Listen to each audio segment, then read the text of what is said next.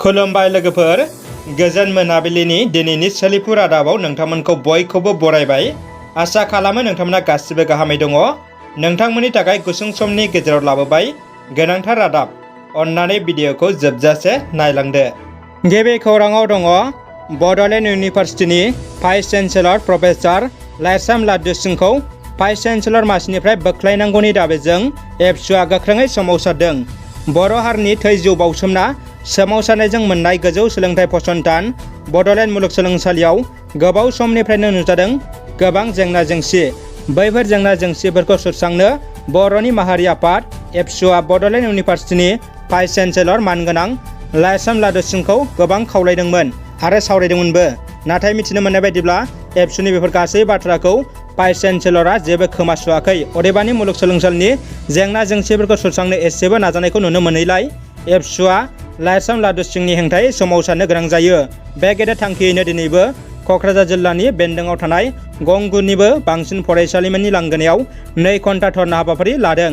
एबसुआ दाबि खालामदों लाइसाम लाद्दु सिंहखौ बोखारना गुबुन गोदान भाइस चेन्सेलर थिसननांगौ होनना आरो बे दाबिखौ जेब्लासिम मानिया अब्लासिम एबसुआ गोख्रोंसिनै सोमावसारनो हुमखि होयो आरो बेनि थाखाय माबाफोर गेदेर जाथाय जायोब्ला बिनि दायनिगिरिया बिटिआर आरो आसाम सरकारा जागोन होनना गोख्रों सामोल होयो।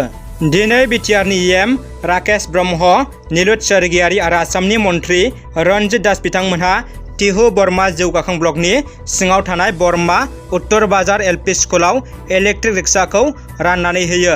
इ-रिक्साखौ जायफोर मुलाम्फा मोनथावना बिथांमोननो राननानै होनाय जायो होनना बिटिआरनि इएम राकेश ब्रह्मआ फोरमायो। बिटिआरनि राजधानि गोजोननि सोहोर क'क्राझाराव सिक्किमनि गिबि मन्त्रि प्रेम सिंह तामाङा दावबायफैदों। सिक्किमनि गिबि मन्त्रिया CIT क'क्राझारनि मोनसे मेलाव बाहागो लादों। सिक्किमनि गिबि मन्त्रिखौ बेवहायनो बिटिआरनि चिफ प्रमद बर'आ बरनायजों लोगोसे माखासे गोनांथार आयदाफोरखौ लाना सावरायदों होनना प्रमद बर'आ मिथिहोयो। दानिया फैदो गुबुन मोनसे खौराङाव। बिटिआरनि जौगालु हाबा मावनायाव मुखुब बिटिआरनि चिफ प्रमद बर'आ। बिजनी हालामनि पानबारि आरो गोबां जायगायाव दिनै बिटिआरनि चिफ प्रमद बर'आ दावबायना माखासे जौगालु बिथांखिफोर बेखेवदों।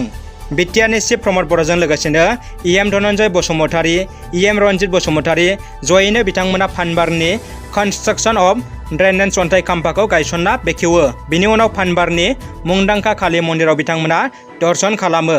बिनि उनाव बिजनीनि नर्थ इस्ट मिलिटारि स्कुलनि गोदान न' लुफुंनायखौ फिथा हास'ना बेखेवना होयो।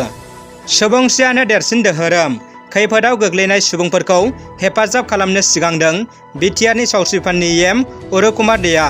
बिटिसिनि सावस्रि बिफाननि बाख्नायथाव खामानि। कुश ब्रह्म आरो कुशल ब्रह्मखौ दिल्लीनि एम्सआव लांना मोजां फाहामथाय होनो बिथोन होबाय। तुलसी मुसाहारिखौ गोजौ थाखोनि फाहामथायनि थाखाय मदद खालामदों। आर्चारि गेलेगिरि कहेला बर'नो सावस्रि बिफानाव साख्रि होनो बिटिआर सोरखारनि थिरांथा। शिबसागरनि एमएलए अखिल गगैआ दिनै आदालताव हाजिर जाबाय। मोनथायनि थाखाय फिन सोमावसारनो थियारि आरो बिनि थाखाय गोनां जायोब्ला एमएलए मासिखौबो एंगारनो थियारि होनना अखिल गगैआ बुङो। कामरुप जिल्ला कर्टआव दिनै अखिल गगैआ नुजाथिफैदों। अखिल गगैआ बुंथिनाय बायदिब्ला बिथांनि हेंथायै रायजोआव 135 केस दं। लहिया हा दखलनि हेंथा बिथाङा सोमावसारदोंमोन आरो गोबां जायगायाव बिथांनि हेंथा केस होदों होनना फोरमायो। दानिया फैदो जोबथा खौराङाव। गोजोनथाव खौरां, बर'नि सासेल' नायल' जाल' ISL गेलेगिरि हलिचरन नार्जारिनि गेलेनायखौ दिनै मोनाबिलिनि 7:30 रिंगायाव नुनो मोनगोन। दिनैनि ISLनि मेचआ जागोन हायद्राबाद FC भार्सेस चेन्नाइ FCनि गेजेराव। गिबि मेचआव हलिचरन नार्जारिया हायद्राबाद FCनि जानानै मोजां गेलेनो हागोनखौ हायद्राबाद FCआ मिजिं खालामदों।